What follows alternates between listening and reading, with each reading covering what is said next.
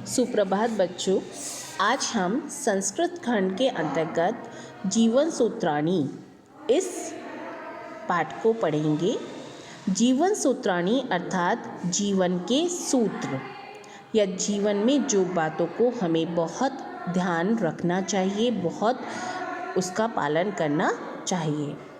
जीवन सूत्राणी मुख्यतः आप देखेंगे तो यक्ष युधिष्ठिर संवाद के माध्यम से कवि ने जीवन की उत्कृष्टता पर विशेष बल दिया है। इसमें संपूर्ण जीवन, समग्र जीवन दर्शन के साथ साथ उसके अनुपालन से लौकिक तथा पारलौकिक जीवन को सार्थक किया जा सकता है, ये समझाने का प्रयास किया है। अर्थात आप ये जान सकते हैं कि जीवन में आपको किन किन बातों का ध्यान रखना चाहिए और क्या चीज़ें आपके लिए सबसे महत्वपूर्ण हैं। आइए देखते हैं। किस्विद गुरुतरम भूमि, किस्विद उच्चतरम च खात, किस्विद शीघ्रतरम वातात, किस्विद बहुतरम तृणात्।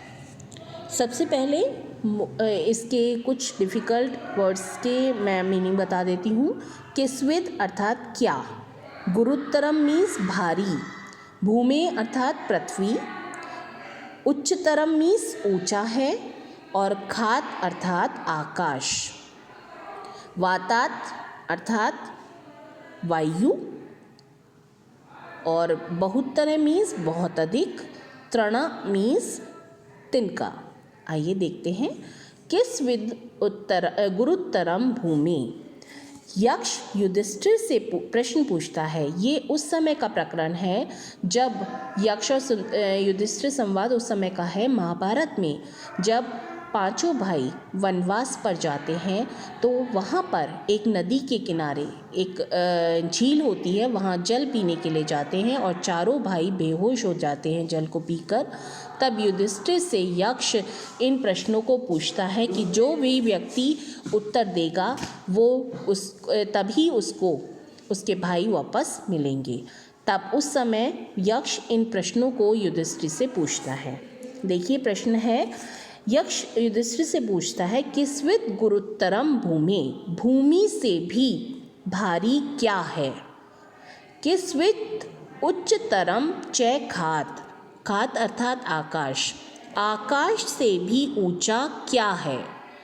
किस्विद शीघ्रतरम वातात, वायु से भी तेज चलने वाला, शीघ्रतरम मीन्स तेज चलने वाला, वायु से भी तेज चलने वाला क्या है।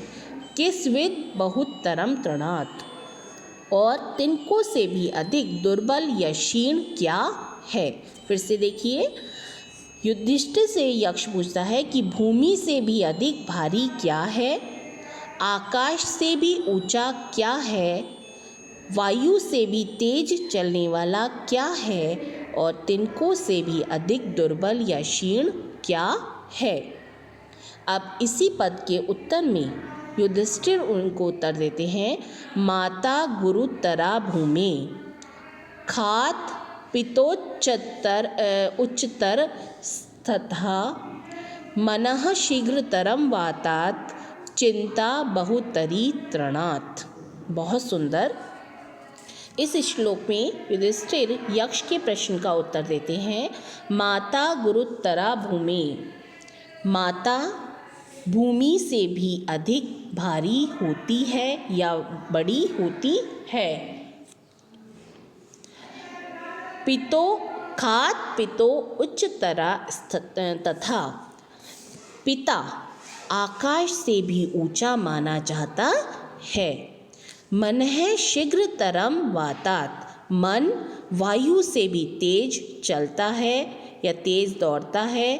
चिंता बहुतरी तृणात्, और चिंता तिनको से भी अधिक हल्की या छोटी होती है।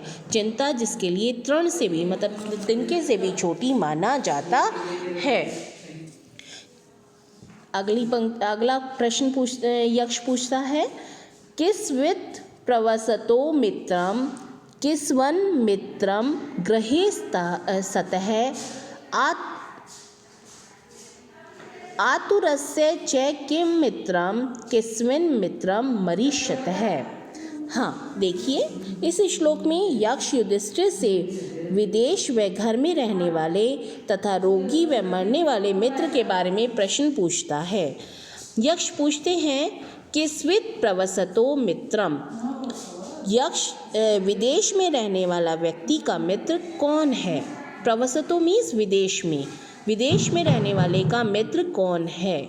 किस्मिन् मित्रम गृहे सतः, और घर पर रहने वाले व्यक्ति का मित्र कौन है। आतुरस्य च किं मित्रम, आतुर कहते हैं जो बहुत रोगी हो, रोगी का मित्र कौन है। किस्मिन् मित्रम मरीष्यते है, और मरने वाले के मित्र कौन माना जाता है। फिर से देख लीजिए, यक्ष युधिष्ठिर से पूछते हैं कि विदेश में रहने वाले का मित्र कौन है, घर में रहने वाले का मित्र कौन है, रोगी का मित्र कौन है, और मरने वाले का मित्र कौन माना जाता है। सार्थे प्रवसतो मित्रम भार्या मित्रम गृहे सतः, आतुरस्य भीषंग मित्रम दानम मित्रम मरीष्यतः।